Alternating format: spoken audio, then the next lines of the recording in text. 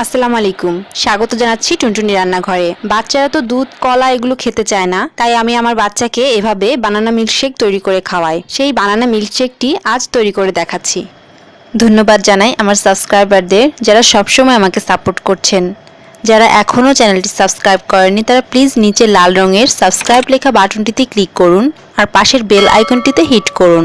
তাহলেই প্রতি বুধবার রাত 9টায় মজার রেসিপিটি আপনি পাবেন সবার আগে।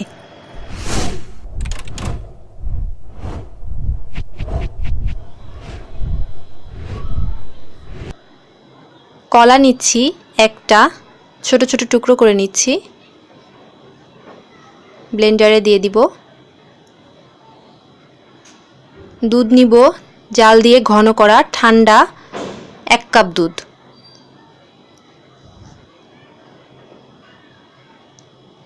বরফ কুচি দিচ্ছি 1 কাপের 3 ভাগের 1 ভাগ, 1 টেবিল চামচ চিনি আর 1.5 চা চামচ ভ্যানিলা আইসক্রিম দিচ্ছি।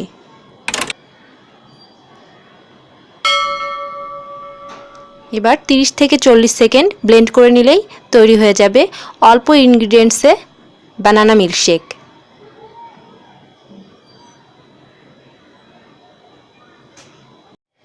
তৈরি হয়ে গেল মজাদার বানানা মিল্কশেক। কেমন লাগলো আপনাদের কমেন্টে জানাবেন। ভালো লাগলে প্লিজ লাইক দিবেন আর আমাদের সোশ্যাল সাইটগুলো ফলোইং করবেন। পরবর্তী বুধবার রাত 9টায় নতুন রেসিপিটি দেখতে ভুলবেন না কিন্তু।